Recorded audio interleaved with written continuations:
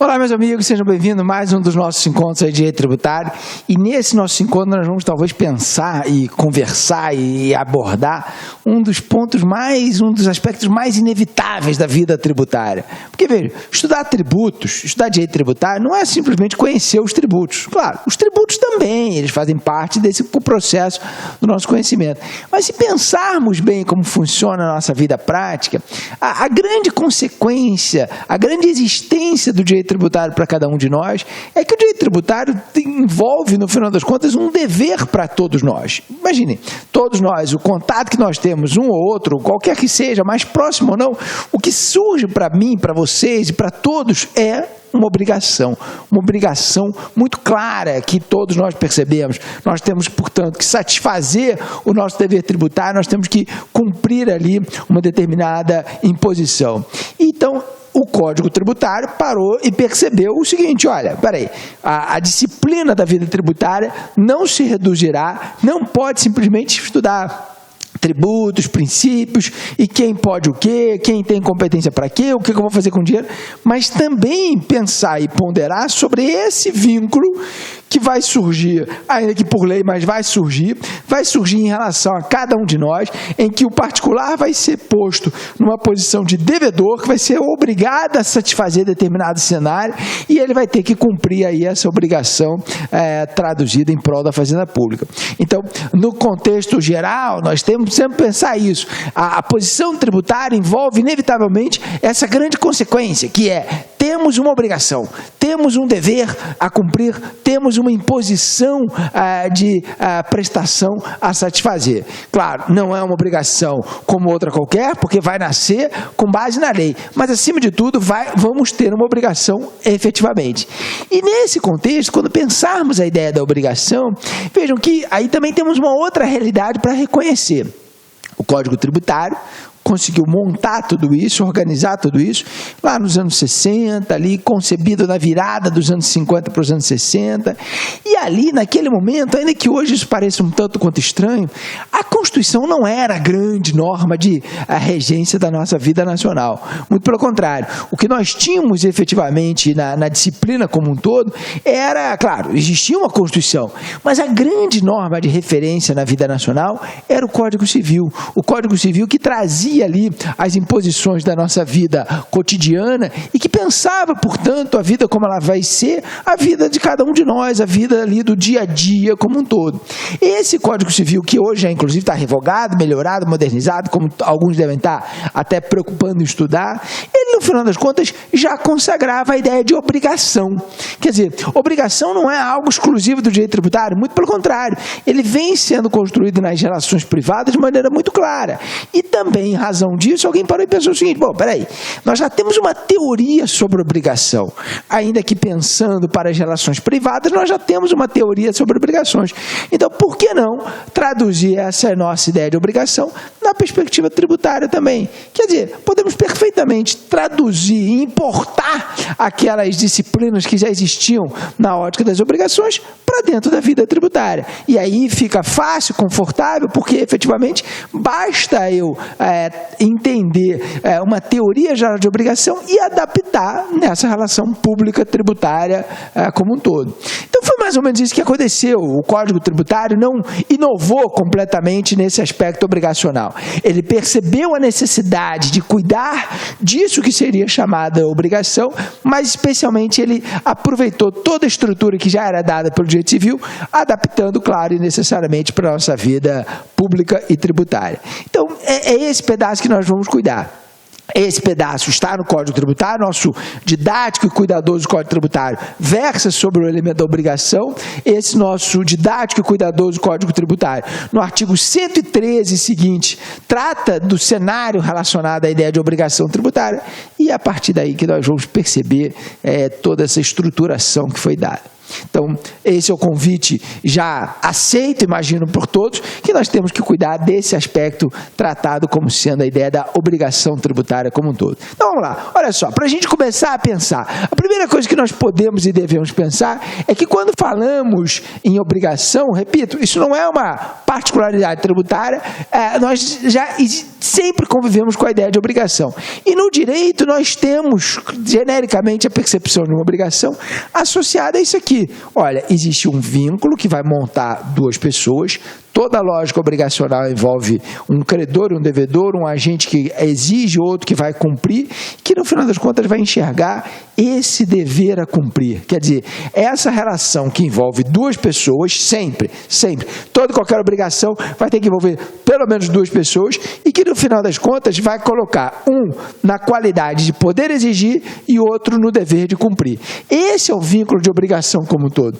O que no final das contas nós podemos e devemos perceber é que essa ideia de obrigação sempre existiu. E não era nada estranho pensar que muitas das nossas obrigações têm esse lado aqui pecuniário, quer dizer, envolve inevitavelmente a existência de um dever ou de uma pessoa que pode exigir de outra. Claro, múltiplas coisas podem ser exigidas, muitas coisas podem inclusive ser objeto, mas essa ideia de dever a cumprir no ponto de vista financeiro, isso também não é nada de novo, não tem nada diferente na nossa vida. Muito pelo contrário, nós conseguimos perceber isso como um todo e o direito tratou isso de uma maneira muito clara. Insisto, obrigação não é uma novidade tributária. Agora, cuidado também para perceber o seguinte, nem toda obrigação tem esse lado pecuniário que nós vamos puxar. Você tem outras obrigações que não tem nada a ver com a ideia de dinheiro ou com a ideia de uma consequência financeira propriamente dita. Agora, é mais fácil, claro, percebermos que existem também essas obrigações e isso não tem nada diferente na nossa vida como um todo. O que vai surgir efetivamente é que quando eu penso esse vínculo, esse conceito geral de obrigação, no nosso caso tributário, vejam só, a gente não pode esquecer disso. Quem é que vai estar do outro lado da relação? Porque nós seremos os devedores, nós temos o dever de cumprir. Agora, quem é que vai ter o poder de exigir? Quem é que vai ser uma das partes aqui, ó?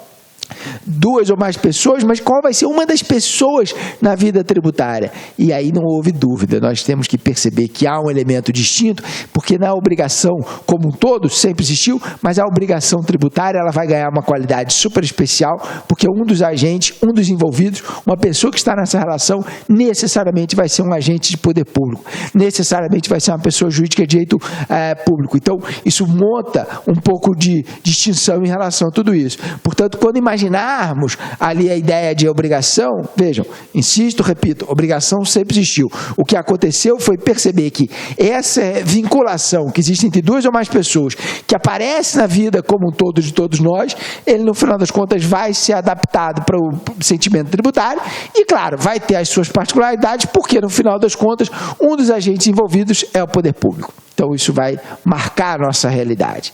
E diante dessa marcação de realidade, nós podemos perceber outra coisa. Porque quando eu trago isso para a obrigação tributária, é claro, a ponto central é a ideia de pagamento. Ponto central é a ideia de pagamento. Não há dúvida de que quando eu entendo essa relação tributária, essa relação tributária obrigacional, o que nós temos por certeza é que ali existe um pagamento. E, acima de tudo, essa imposição não vem, como a maior parte das nossas obrigações, decorrentes de uma autonomia de vontade. Isso não tem nada a ver com a sua ou com a minha vontade. Nós teremos essas obrigações porque a lei impõe. No final das contas, nós vamos ter uma norma jurídica que vai chegar e falar o seguinte, não, meu amigo, olha só, aqui preste bem, preste bastante atenção, porque nesse contexto nós vamos precisar perceber que existe ali uma imposição de dever e essa imposição de dever independe da sua vontade, depende de sua intenção, independe de qualquer coisa. Ele vai ser decorrente necessariamente dessa fixação prevista na norma. A Constituição nos amparou, como nós bem vimos, a Constituição nos autorizou, em razão dessa autorização constitucional, nós teremos lei para sair e, consequentemente, quem tiver competência para tanto vai legislar e vai nos impor esse dever. Então, essa é a realidade quando pensarmos a fixação de uma obrigação. A obrigação, quando vem para o campo tributário, vem dependendo da sua vontade, envolve o Estado, mas, acima de tudo, nós vamos ter esse dever em razão da lei como um todo. O que nós só podemos nos preocupar de maneira mais acentuada é que quando pensarmos essa visão da obrigação tributária agora, claro, naturalmente, até pelo já o meu destaque aqui, pelo meu sublinhado, nós estamos pensando na ótica de uma obrigação de pagar. Tipicamente, a obrigação tributária é uma obrigação pecuniária, ela envolve o pagamento. Só que não é apenas o pagamento que vai surgir. Se eu bem pensar a nossa realidade como um todo na prática tributária, nós vamos perceber, no mais, que a nossa vida tributária, ela também tem uma realidade, ela também tem uma percepção de que aquilo ali vai se dar de uma maneira muito clara em relação à nossa fixação de outros deveres. Porque, vejam, todos nós, inclusive, enxergamos isso facilmente. Eu não só tenho o dever de pagar o imposto de renda, como eu serei obrigado a suportar também a eventual imposição de fazer aquela declaração. O comerciante tem que emitir as suas notas fiscais, as empresas têm que fazer toda uma documentação que não é simplesmente contábil, é principalmente com olhar tributário. Quer dizer, se a gente for parar e pensar bem, existe toda uma realidade de outros deveres que envolve ali o meu dever de praticar determinadas medidas, de fazer outras, de deixar de fazer, de se abster de sei lá o quê, e tudo isso é absolutamente fundamental para a vida tributária poder funcionar. Quer dizer, se pensarmos do ponto de vista tributário, nós vamos entender de maneira muito clara, muito evidente, que existe sim um dever, esse dever envolve a priori uma perspectiva de pagamento, mas esse não é o único dever que nós possuímos. Nós temos milhares de outras formas de dever, ou melhor, milhares, talvez seja exagero da minha parte, mas nós temos muitos outros deveres que não têm necessariamente uma ótica de pagamento. Claro, não há dúvida, a principal obrigação, o principal sentido da nossa obrigação, ela é uma obrigação de pagamento. O poder público está olhando para cada um de nós, está falando o seguinte: olha, eu preciso tirar dinheiro, eu preciso que você contribua pelo Estado, até por tudo que nós falamos, o tributo ele não está ali à toa, ele tem uma razão de ser em nome da atividade financeira que o Estado propicia.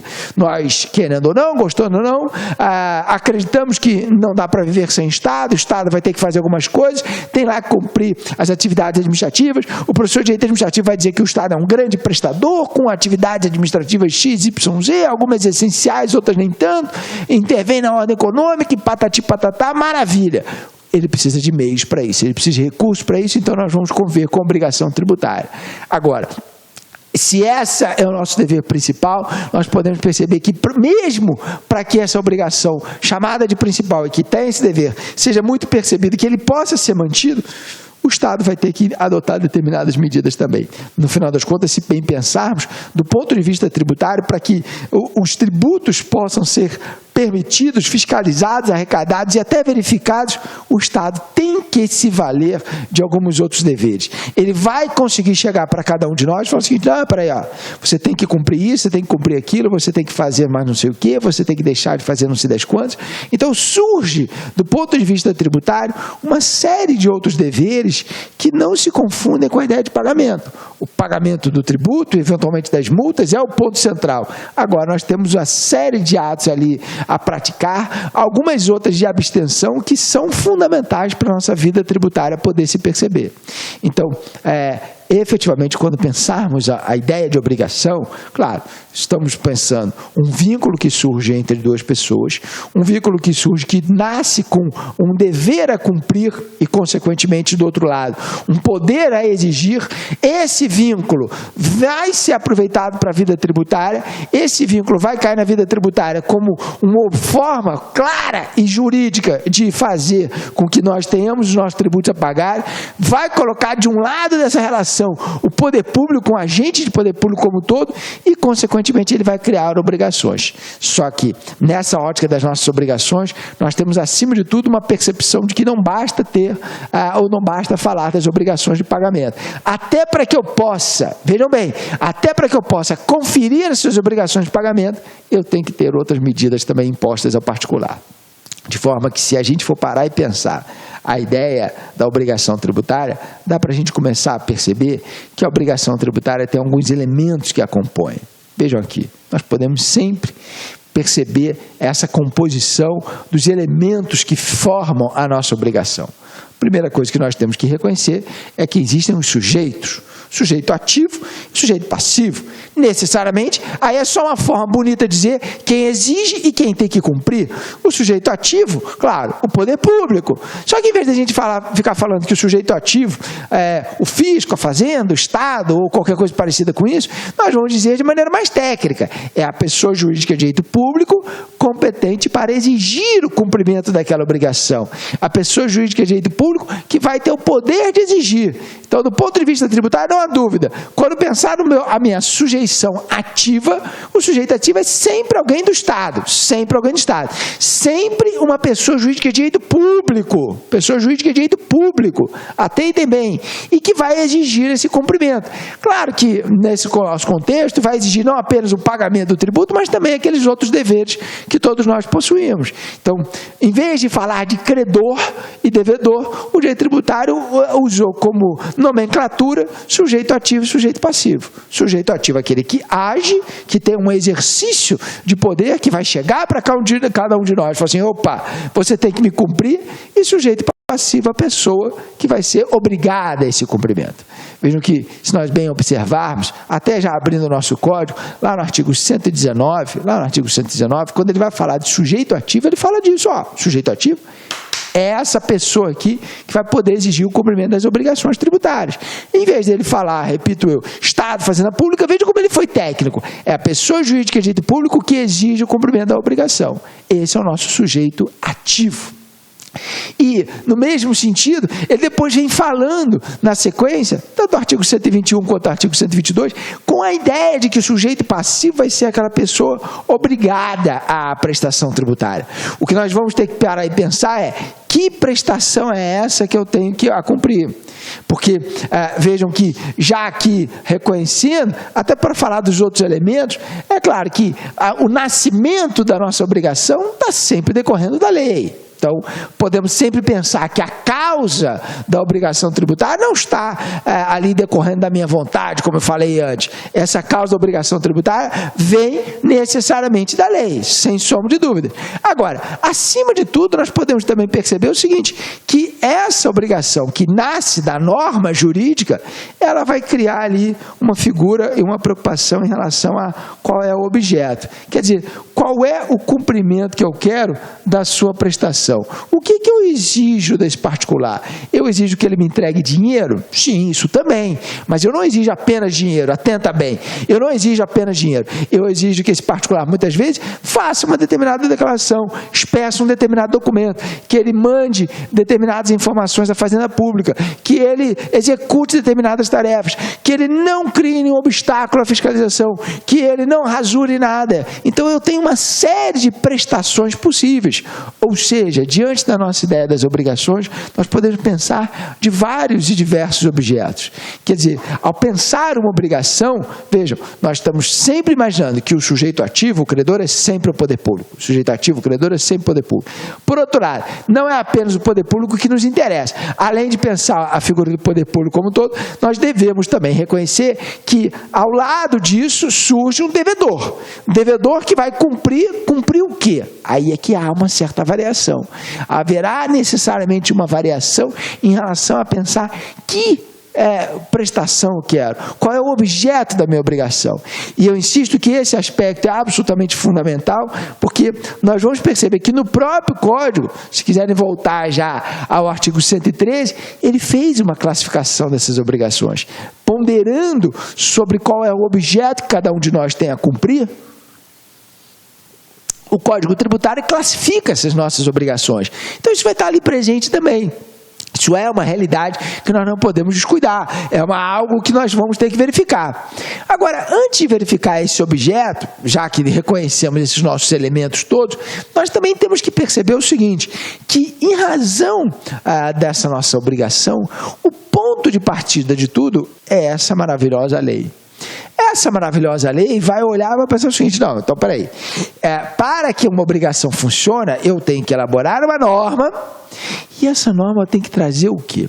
Se nós pararmos e pensarmos bem, ao ponderar sobre a existência da norma, vejam que a previsão do tributo não basta eu dizer, como nós falamos antes, o tributo vai ser previsto em lei. Porque para que aquele agente ativo possa exigir, ele vai ter que parar e pensar o seguinte, peraí, deixa eu ver se eu consigo extrair todos os elementos necessários que estão nessa maravilhosa lei.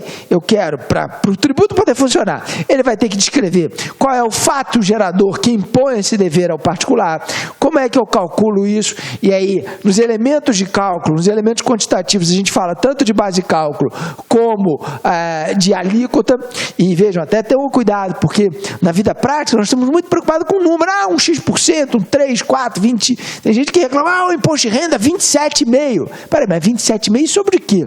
Então não basta o número a incidir, não basta a alíquota, eu tenho que ter o valor sobre o qual ela vai incidir, também tem que estar na lei. É tão doloroso quanto a ideia de alíquota pensar aquilo que enxerga-se de uma base de cálculo, porque se eu modificar de alguma maneira a base de cálculo, isso pode melhorar, onerar ou piorar o lado do contribuinte. Vejam que, no caso do imposto de renda, já que eu fiz a referência ao 27,5%, é sempre um problema, porque no imposto de renda, quando alguém pensa lá, mas espera aí, cadê a nossa lógica ali relacionada à mensuração do tributo? Todo mundo fala, peraí, as tabelas estão desatualizadas, tem que atualizar. E quando se fala das tabelas desatualizadas, significa dizer o seguinte, você não está reconhecendo melhor aquele valor que vai servir ao cálculo. Isso está piorando o lado do contribuinte. Porque se eu falo que alguém era isento até R$1.000, estou chutando números aqui, uma coisa é falar de alguém ser isento até R$1.000, outra coisa é falar de alguém ser isento até R$1.200. Isso muda completamente, favorece a todo mundo. Então, a base de cálculo é um elemento tão fundamental quanto qualquer outro. Quer dizer, para, na verdade, um tributo poder funcionar, se eu estou falando que aquela obrigação tem que estar prevista em lei, não adianta você falar assim, existe um tributo. Você tem que dizer que esse tributo existe, o fato gerador é não sei o quê, a base de cálculo é não sei quanto, a alíquota é mais não sei o quê, e o contribuinte, ou o meu sujeito passivo, se preferirem, é fulano de tal. Quer dizer, para o fisco poder exigir e olhar, para o nosso tributo poder funcionar, para o leão da receita poder ali girar a cabeça em relação a cada um de nós e mencionar, olha, você é meu devedor, isso, no final das contas, precisa ter claramente uma identificação de como esse tributo vai ter o seu funcionamento. É claro que eu já aqui mesmo destaco, não é simplesmente pensar que a nossa obrigação, ela, no final das contas, terá na sua lei simplesmente esses 4 elementos, fato gerador, base de cálculo, alíquota, contribuinte. Não, esses são essenciais, são indispensáveis, são inevitáveis. Agora, dá para todo mundo reconhecer também que ao lado dessas figuras todas, nós temos outras medidas. Vejam, é comum a lei trazer as penalidades acerca de determinada obrigação, se você faz isso, se você não faz aquilo, quais são as multas que você sofre, os prazos, eventualmente. Talvez eu nem precisasse colocar tanta coisa na lei. Para que uma lei de tributo funcione, esse miolo aqui é fundamental. Agora, eventualmente, ela traz outras coisas. Traz ali sistemáticas relacionadas ao funcionamento do tributo. Então, se o nosso tributo começa com a previsão normativa, a previsão de lei, instituindo ali o dever e, consequentemente, fixando essa obrigação, é absolutamente indispensável, absolutamente fundamental que essa coisa esteja bem dimensionada e bem montada. Quer dizer, é absolutamente fundamental para um tributo poder funcionar que eu identifique de maneira clara, precisa, olha, peraí, ele aqui está funcionando de uma maneira adequada, ele aqui preencheu os elementos necessários. E com isso a gente vai conseguir conviver tributariamente com certa tranquilidade. Se essas coisas todas não estiverem presentes, claro, complica-se bastante a nossa vida. Agora, acima de tudo, também podemos reconhecer que o ponto de partida é a lei, sem sombra de dúvidas, mas não basta a lei. Porque vejam só, se nós pararmos e pensarmos bem, a ideia de uma obrigação, a obrigação, na verdade, ela vai depois não só ter a lei, mas ela vai precisar de um fatiador acontecido. E aí, vejam que, no final das contas, nós vamos ter que conviver com a seguinte realidade. Cronologicamente pensando, a primeira coisa que eu preciso, obviamente, é a necessidade de elaboração de lei. A primeira coisa que se precisa é a elaboração de lei. Sem lei, ninguém vai pensar a existência tributária em hipótese alguma. Agora, acima de tudo, mais do que lei, eu vou ter que enxergar lá na frente que esse fatiador vai acontecer. Então, a obrigação tributária mesmo, ela compõe-se de dois momentos que a gente consegue perceber.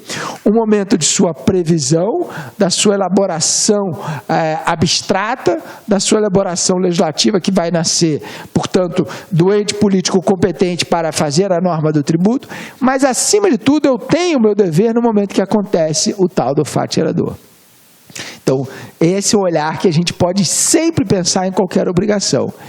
E nesse caso, voltando ali ao artigo 113 do nosso Código, que disse a vocês que ele está fazendo uma certa classificação das obrigações, ele vai parar e pensar o seguinte, peraí, a primeira coisa que a gente tem que pensar é nascer fatiador e impor qual dever? Porque vejam que de tudo isso vai surgir uma ideia de que aparece uma obrigação chamada de obrigação principal. Olha aqui, ó, a nomenclatura empregada. E essa ideia da obrigação principal, ela vai partir do pressuposto de que, no que concerne ao nosso dever, nós estamos pensando e chamando de obrigação principal aquela que era a nossa obrigação pecuniária. Falei de dinheiro, nós estamos falando da obrigação pecuniária. Falei do dever em que cada um de nós particulares, pessoas em geral, temos que suportar, isso acaba virando uma obrigação chamada de principal. E qual é o ponto bem a ser observado lá do artigo 113, especialmente o parágrafo primeiro já? Ele está dizendo que essa citada obrigação principal nasce lá do fatiador, surge concorrência do fatiador, sem sombra de dúvidas. Mas mais do que falar que ela surge do fatiador, essa citada obrigação principal, ela além de surgir do fatiador, ela vai ter por objeto pagamento. Tranquilo? Então veja que ele está falando de objeto, naquele nosso elemento anterior, temos um objeto que é o pagamento, mas não só o pagamento, nós temos por objeto o pagamento de tributo ou de multa. Tributo ou multa. Vejam, olha só, muito carinho e atenção nesse ponto, para ninguém também confundir. Não estou pretendendo dizer, nem é a minha pretensão, nem seria insano da minha parte, dizer que tributo e multa são a mesma coisa, ou tributo e multa se confundem. Não, obviamente essas coisas não se confundem. Tributo e multa são coisas bem distintas. Na verdade, se nós formos parar e pensar, o tributo, como disse eu anteriormente, o tributo não tem nada de punitivo. Já a multa tem natureza punitiva, sim. E quando pensarmos nesse contexto, é claro que nós não podemos misturar as situações. O tributo não tem um caráter punitivo, a multa tem. Agora, do ponto de vista da vida tributária, nós teremos diversos deveres e esses deveres todos envolvem um relacionamento administrativo.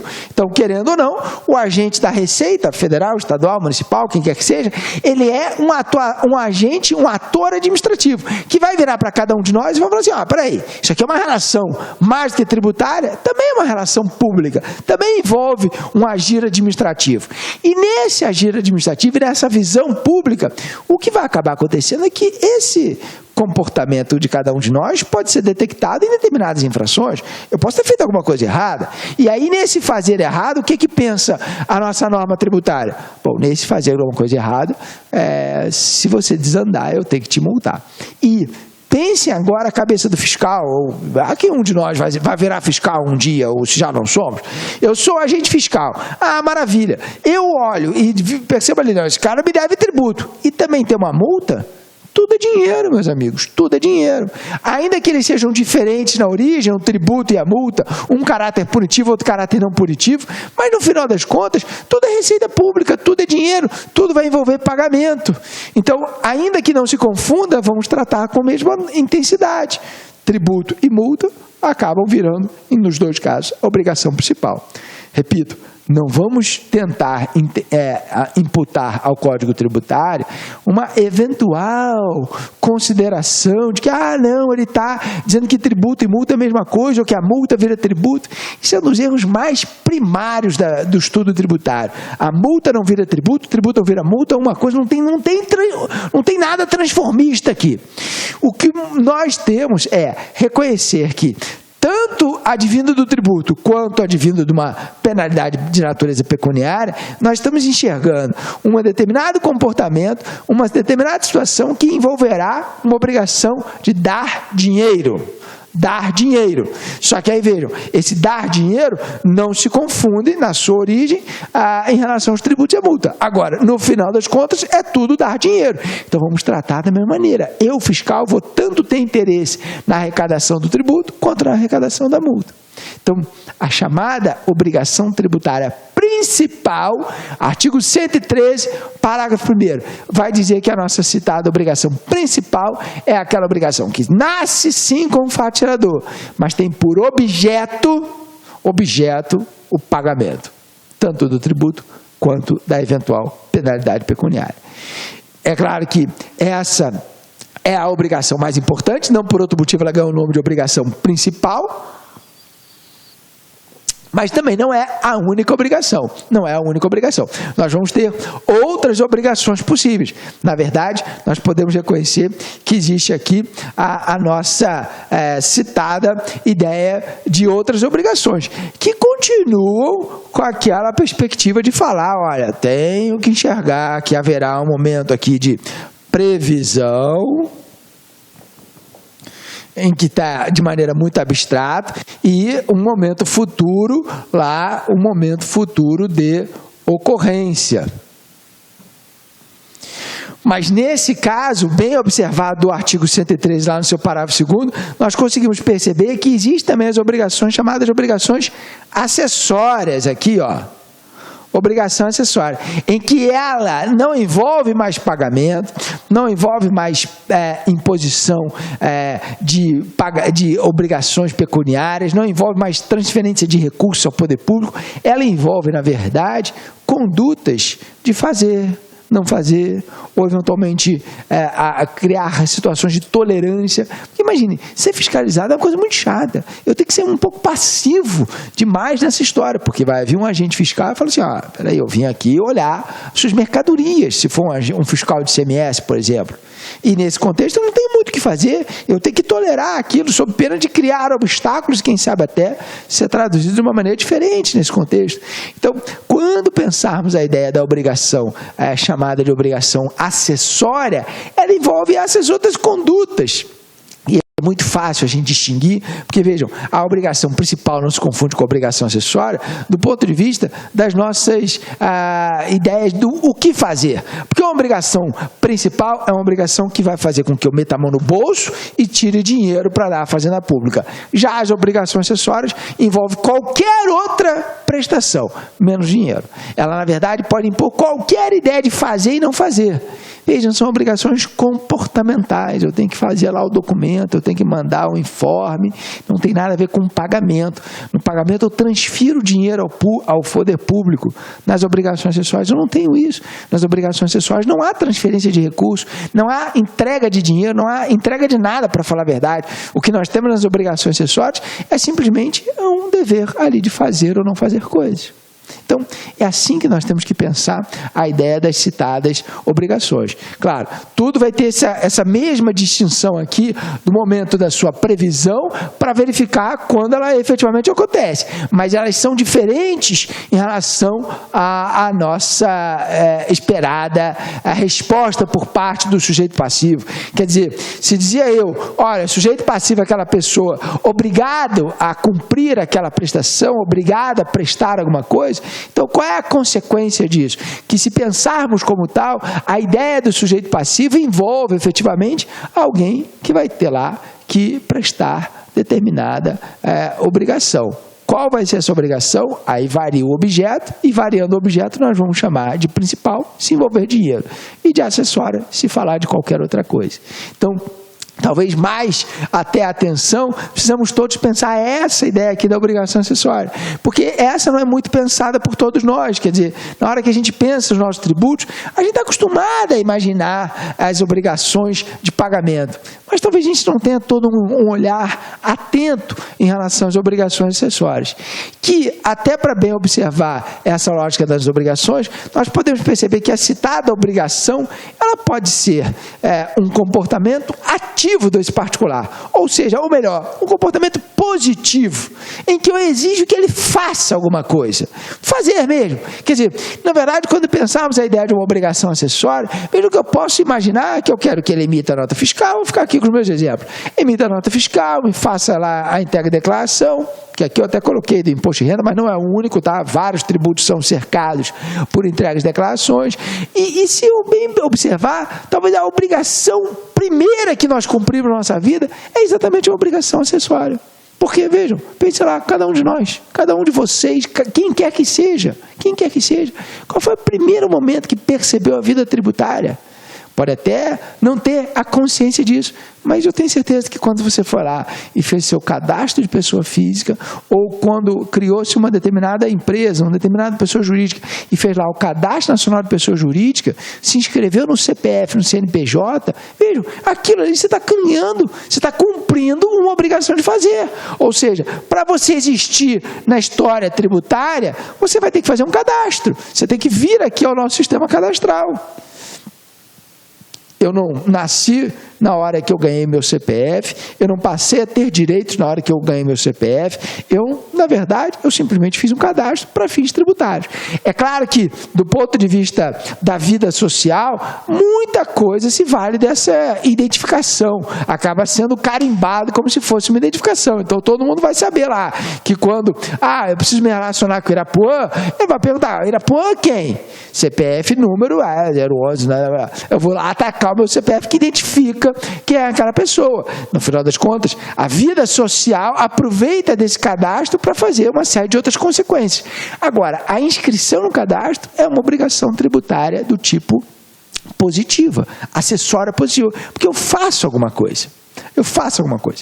E nesse sentido, quando imaginarmos como tal, e pensar ali a ideia de determinado cenário de obrigação, observem bem que a ótica de enxergar as nossas obrigações envolve acima de tudo, um sentimento de que as nossas obrigações, elas são obrigações em que, claro, percebe-se de maneira muito evidente, percebe-se de maneira muito clara o nascimento de determinada dever de cumprir.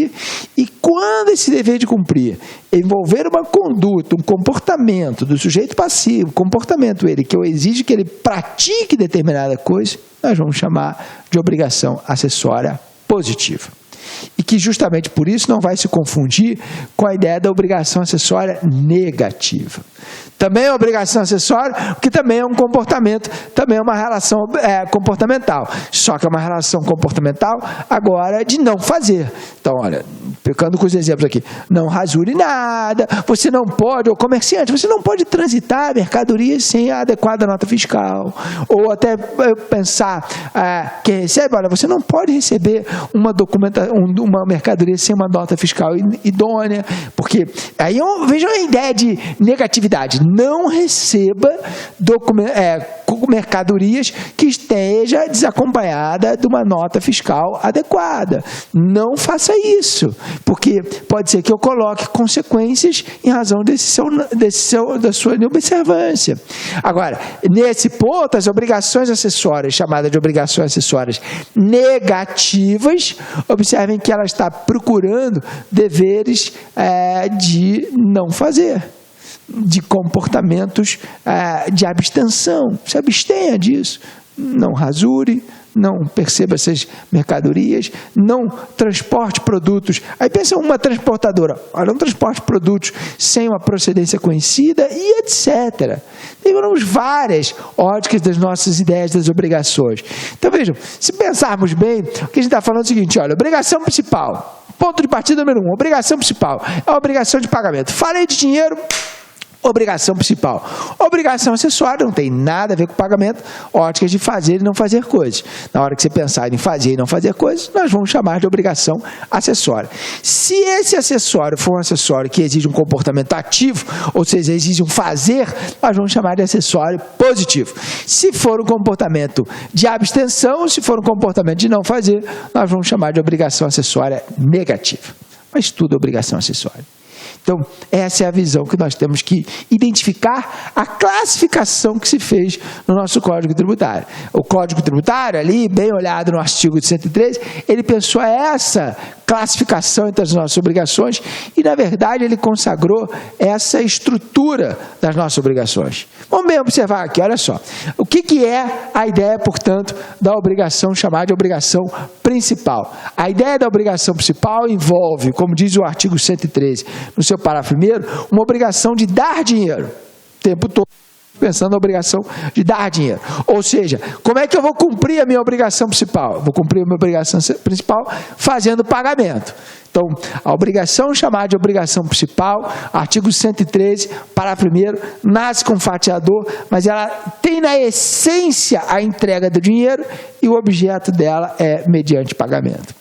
Um detalhe importante, que nesse caso vai ser absolutamente fundamental, como eu estou impondo pagamento a esse nosso sujeito, é absolutamente importante também recordar que nós só temos essa obrigação de pagamento se isso estiver previsto na lei.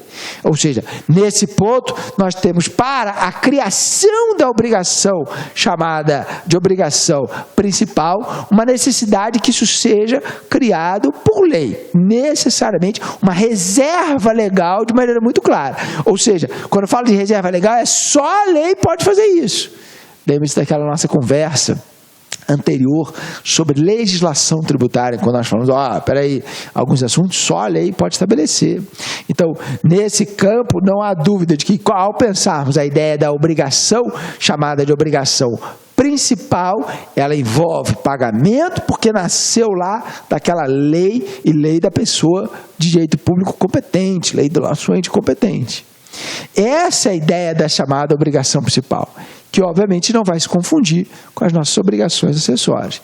A base das obrigações acessórias está no artigo 113, no seu parágrafo 2º, e quando pensarmos essas obrigações acessórias, vejam como nós conversamos até então, essas obrigações acessórias vão trazer uma série de outros comportamentos de fazer e não fazer, e aí não esqueçam disso.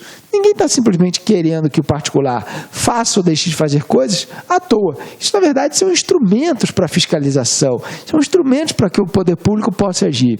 Se eu bem parar e pensar, assim, vamos ponderar um pouquinho melhor ainda sobre as nossas obrigações acessórias. Por que existir a emissão de uma nota fiscal? Por que eu tenho que fazer a entrega das declarações? E o próprio 113 me explica. Essas obrigações são fundamentais para que exista ali uma relação no que concerne a uma imposição de fiscalização e arrecadação. Eu só consigo imaginar que a administração fazendária vai ser uma administração eficaz se ela conseguir implementar boas condutas de fazer e não fazer, se ela conseguir implementar boas medidas no qual ela consegue fazer essa arrecadação, consegue fazer essa fiscalização mediante esse cerco de obrigações acessórias. E cada vez mais nós temos obrigações acessórias na sociedade. Talvez eu, vocês, cada um de nós, a gente não perceba isso de maneira muito sensível, porque muitas obrigações acessórias são feitas de maneira indireta. Ou seja, assim, só para pensar uma realidade do imposto de renda, eu posso pensar, mas eu faço lá a declaração. Sim, você faz a declaração, o seu banco manda para o fisco o quanto você tem de movimentação, a sua administrador de cartão de crédito te informa lá o que aconteceu na sua vida lá nos seus cartões de crédito, quanto você está movimentando ou você não está movimentando. Tem até um limite nesse ponto que vai se discutir bastante a questão da reserva de intimidade, do sigilo bancário, do sigilo das nossas operações, mas de uma maneira ou de outra sai a informação dessas pessoas. Então, o nosso empregador também vai montar informações, também vai mandar informações ao fisco acerca de cada um de nós. Então, veja, eu até consigo fazer fiscalizações em mim, você, na pessoa física, como nós falamos, de uma maneira indireta. Eu não preciso que ela cumpra uma determinada obrigação acessória. Eu posso criar obrigações acessórias em cima de outra pessoa, mas sempre com esse objetivo de fiscalizar, sempre com esse objetivo de propiciar a atuação administrativa no sentido da arrecadação e da nossa ideia de fiscalização.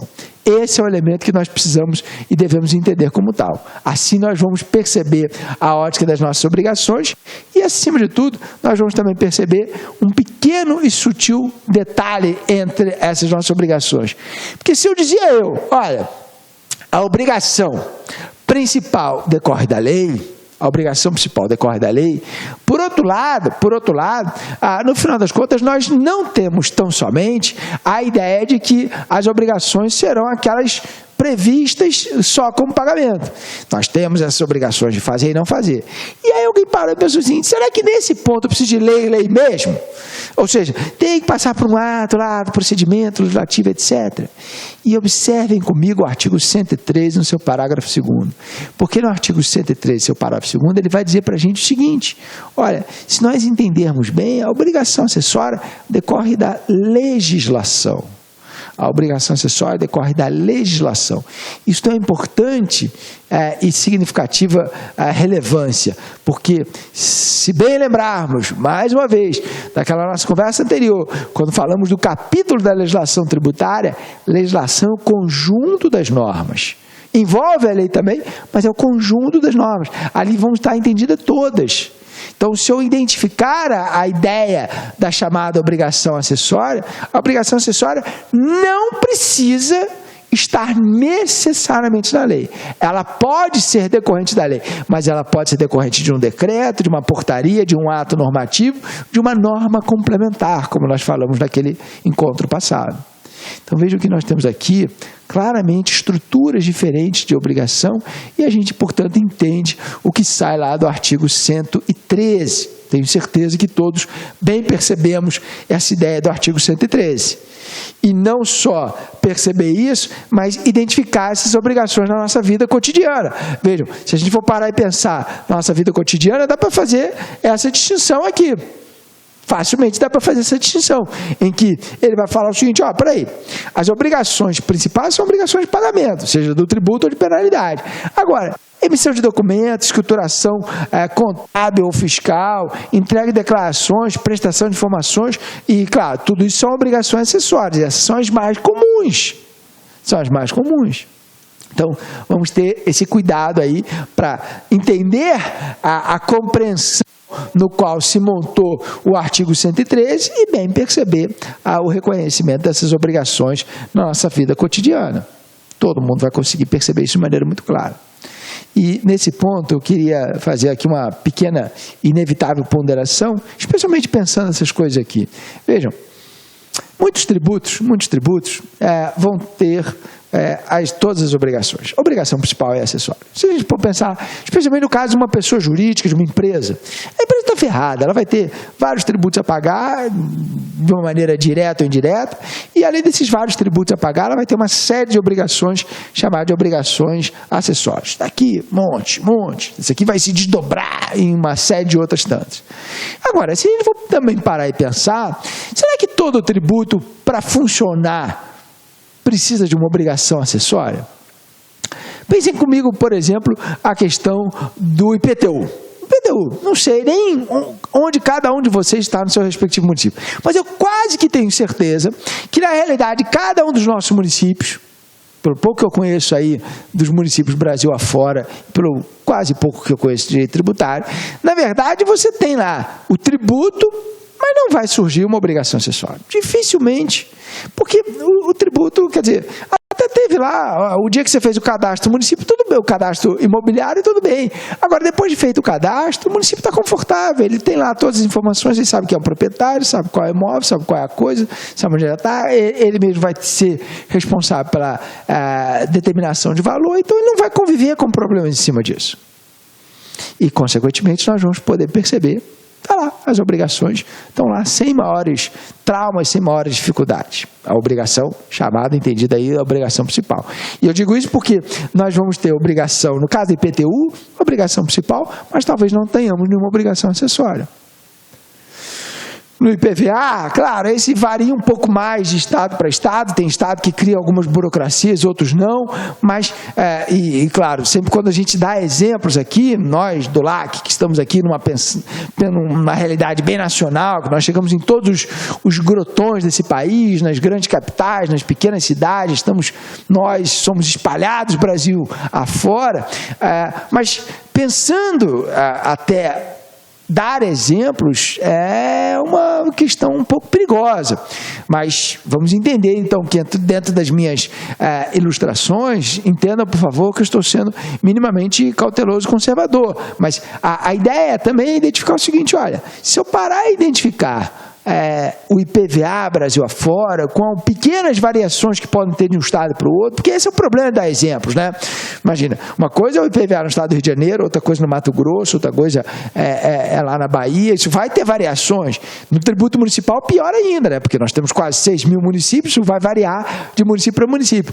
Mas mesmo correndo o risco de alguns casos serem um pouquinho distintos, se eu parar e pensar no IPVA e no IPTU, não vai existir obrigação acessória.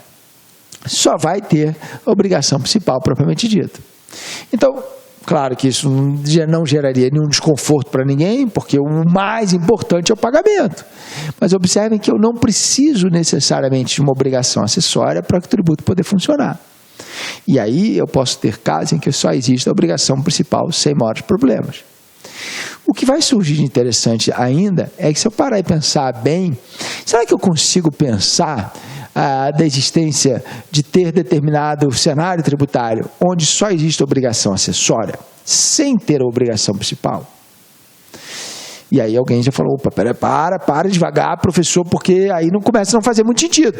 Porque o senhor está dizendo que a obrigação acessória, nesses exemplos, por exemplo, aqui que nós estamos ilustrando, ela é uma obrigação que serve para fazer a arrecadação, a fiscalização e etc., para que você vai criar a obrigação acessória se não existe o dever de pagamento? Seria uma pergunta um tanto quanto natural. Só que observem bem que isso não é uma realidade que eu posso levar a ferro e fogo. Se eu bem parar e perceber, é possível que a gente possa perceber que as obrigações acessórias se prestam para fiscalizar. Então, mais do que cuidar e objetivar numa eventual arrecadação, as obrigações acessórias também servem para o nosso objetivo de fazer as nossas citadas e necessárias arrecadações. E também as fiscalizações, desculpa. E se eu quero fiscalizar, a grande pergunta que eu devo fazer é imaginar o seguinte: quem eu fiscalizo? A quem eu fiscalizo? Eu fiscalizo só quem está pagando o tributo, ou eu posso fiscalizar pessoas outras que não estejam pagando? E aí eu volto ao exemplo primitivo que eu dei de uma obrigação primeira acessória que nós cumprimos.